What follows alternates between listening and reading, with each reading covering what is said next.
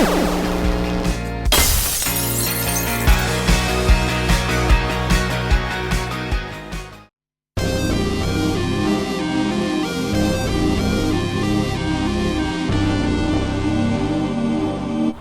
it's Gadget UK here again.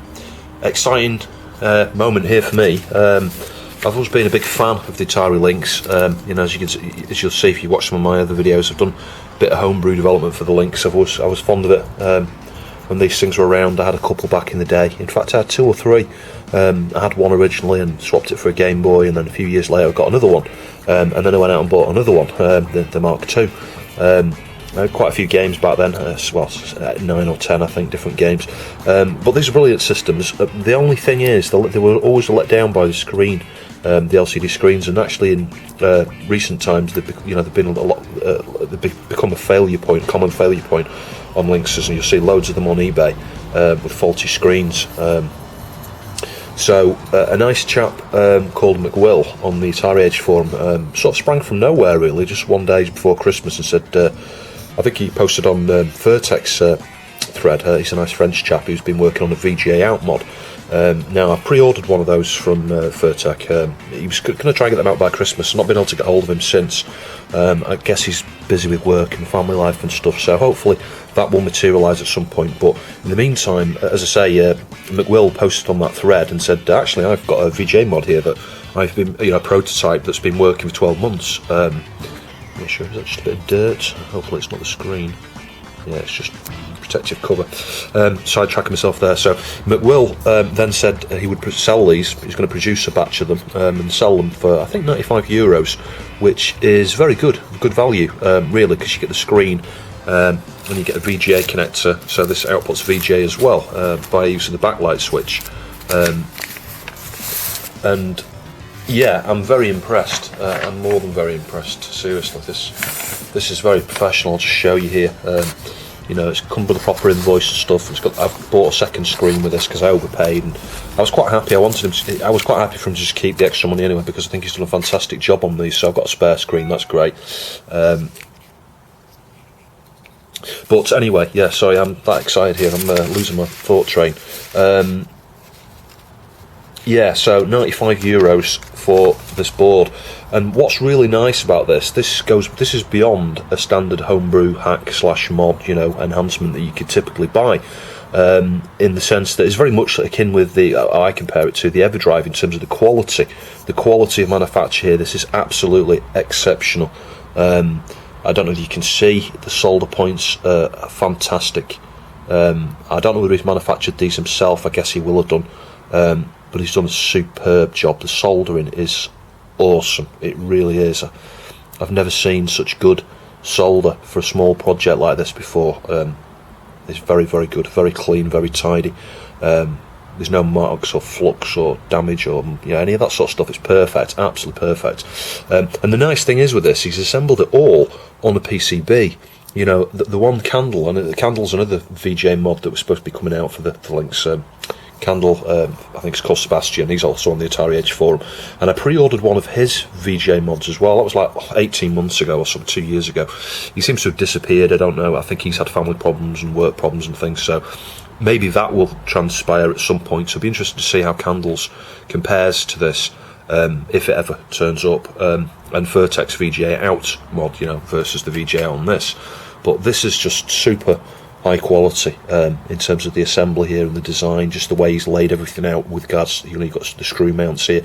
It looks like it's pretty much a straight swap for the one that's in there. Obviously you've got to do some soldering here. There's some wires you've got to solder. I'm not really sure where. I guess it's on here.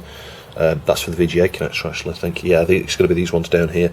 So you need to solder wires at various points here, from here to your Lynx motherboard.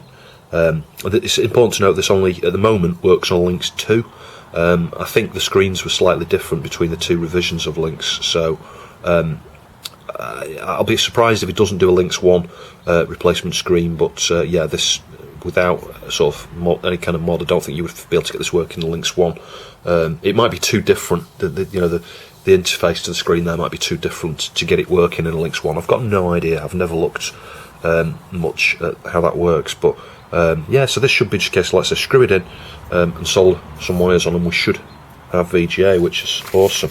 And you get this great sort of information sheet here, which explains some of the components you can remove, which is a good idea. I think you get like some sort of step-up transformer or something. I forgot what they call it, an inverter, which you can remove. That's obviously going to save you some power on your batteries. And there's the potentiometer here for the contrast, which is pointless because this doesn't have, it's got a fixed brightness and contrast to screen, but it's from what I've seen, it's at a very good level. You wouldn't really want to play with it anyway, so that doesn't bother me.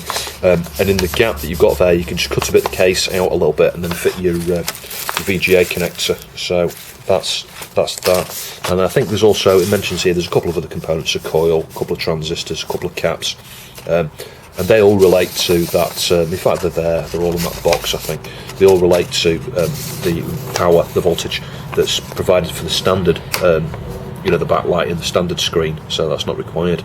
And this should save some power. It should give you a little bit longer battery life. So that's going to be interesting. Let's just see what's on the other side. It's interesting. One thing that did cross my mind, I'm not sure whether I'm going to hit this problem or not, there are a couple of different revisions of the Lynx 2.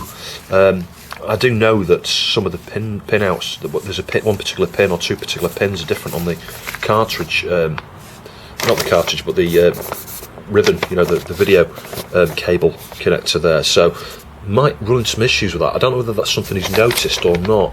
I've got a couple of the different models upstairs that need new screens, so this is I'll have a look at this and see how I get on.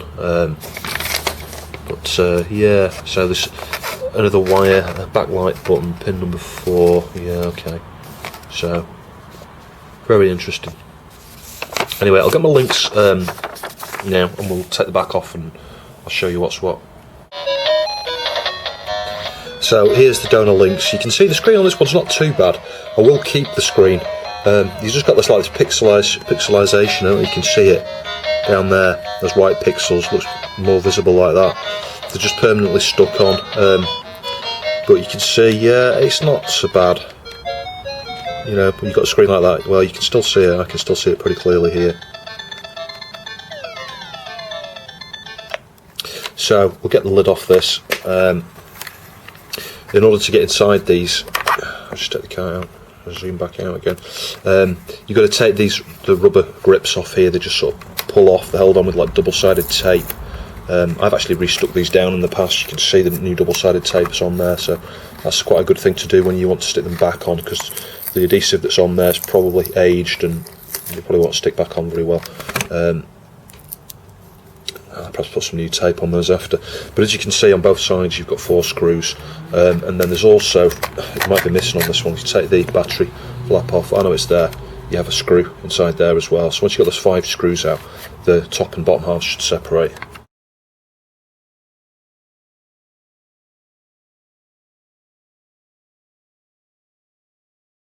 Just a small correction here, it's been a while since I've been in one of these. The screw that goes in the cartridge bay there, you don't need to take that off before you take the lid off. It just holds the battery compartment here, this piece of plastic, which, yeah, it can be a bit awkward to get out actually. Yeah, there you go. So sort of, you've got to lift the board a little bit there, sorry, hiccuping, to get that out. So that's that done.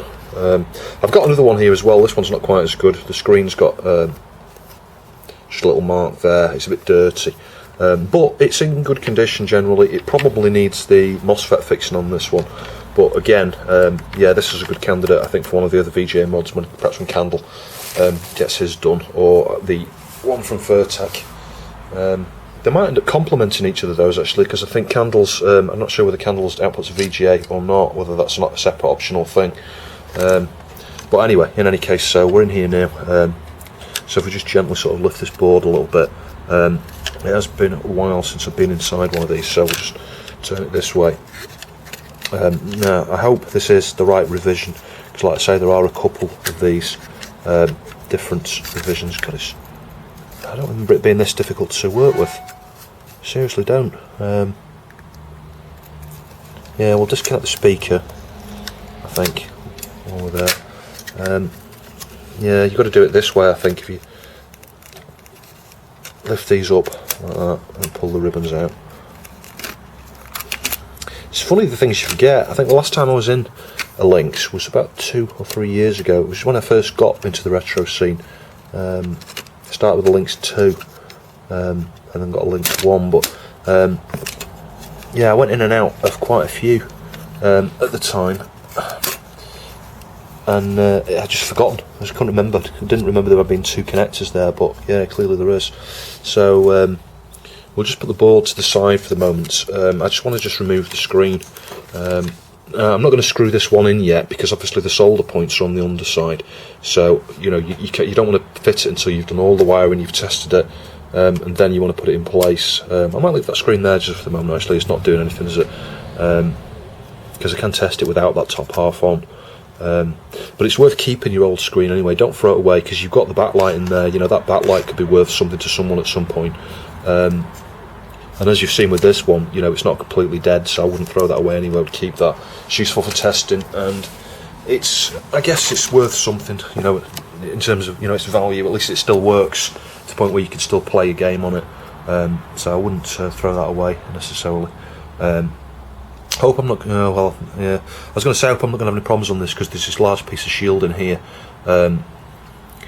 Covering up everything, and if you look here, you know, it's showing this. You can see the chips and things which you could on particular revision, but not on this revision. This is what worries me. That said, the inductor is in the right place here. Not the inductor, the what's it called, inverter. That's in the right place. I'm guessing it's going to be a couple of these transistors. Not sure which because we've got 3 around there, and that little coil. I think that coil's the one that's going to come off. Yeah, I'm just looking at that diagram.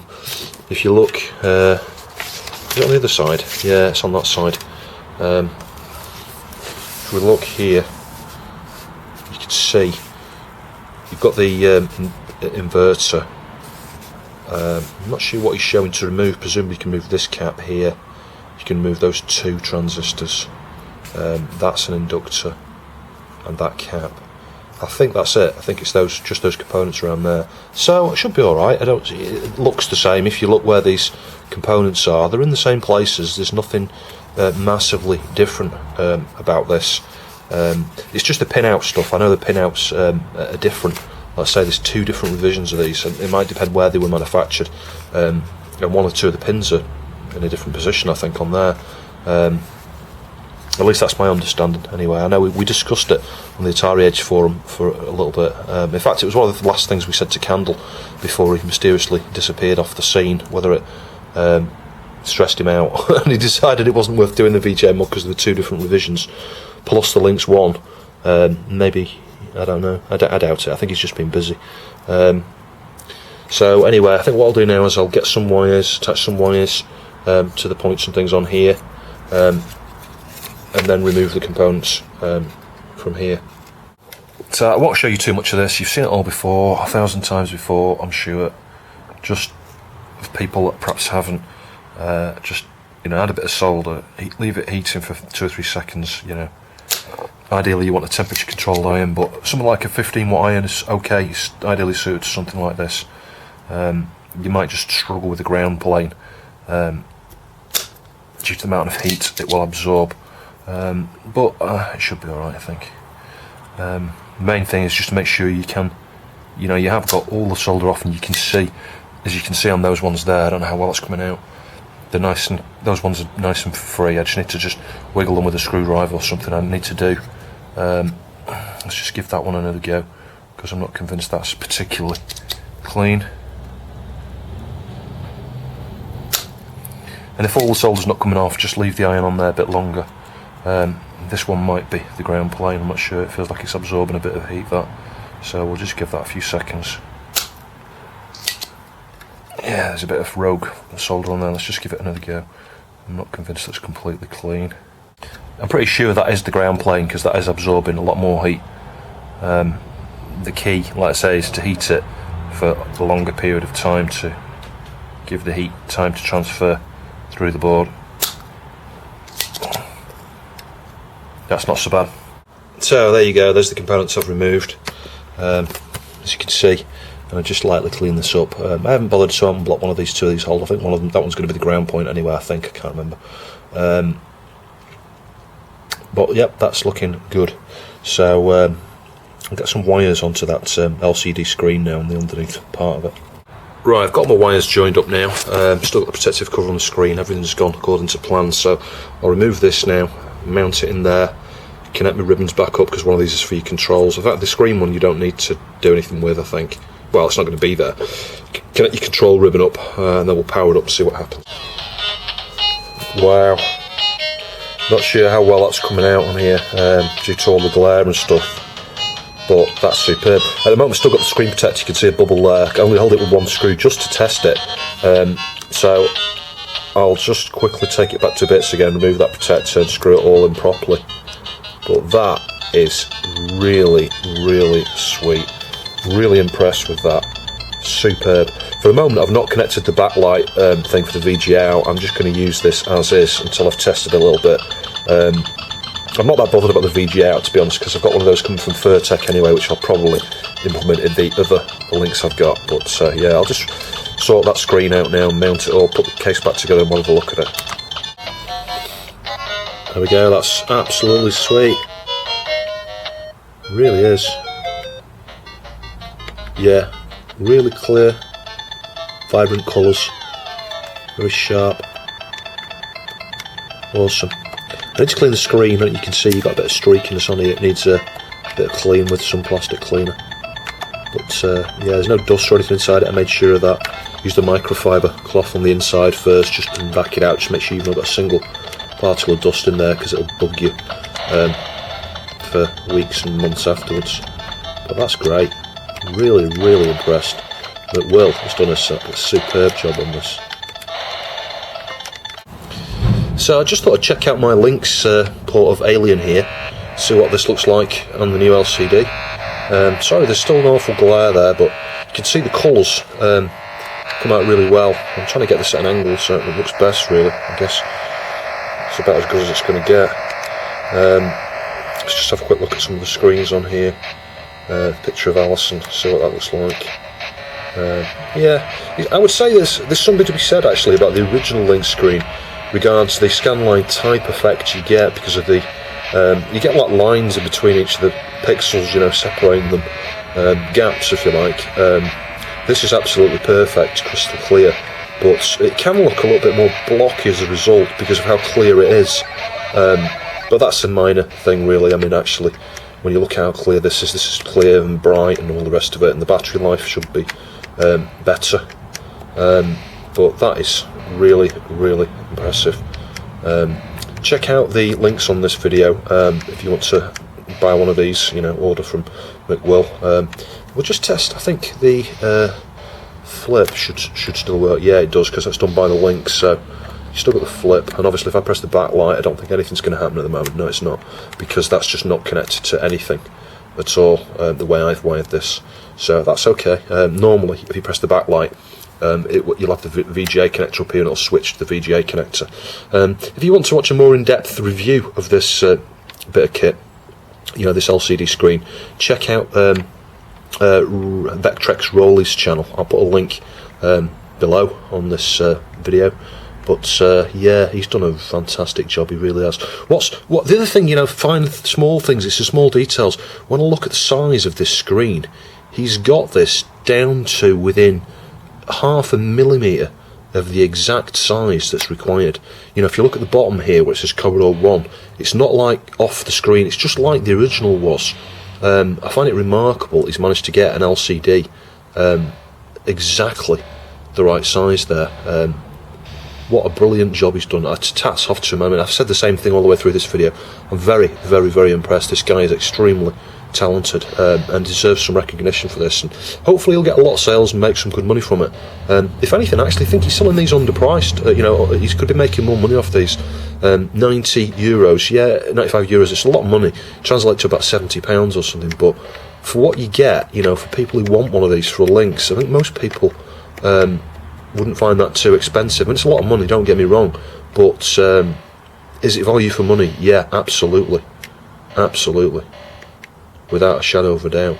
The The only thing I would say is if you've not got any electronics, you know, soldering experience and stuff, you might struggle to do one of these mods yourself.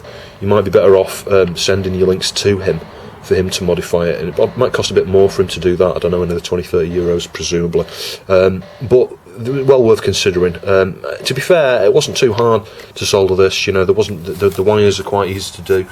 It's getting the length of them that's the problem. If you don't get them just right, it can be a bit hard to put it back together. Luckily, I was very careful and methodical about the way I sort of laid the board out and worked out which way round it was going to go when I put the top back on, and that allowed me to get the cable lengths just right.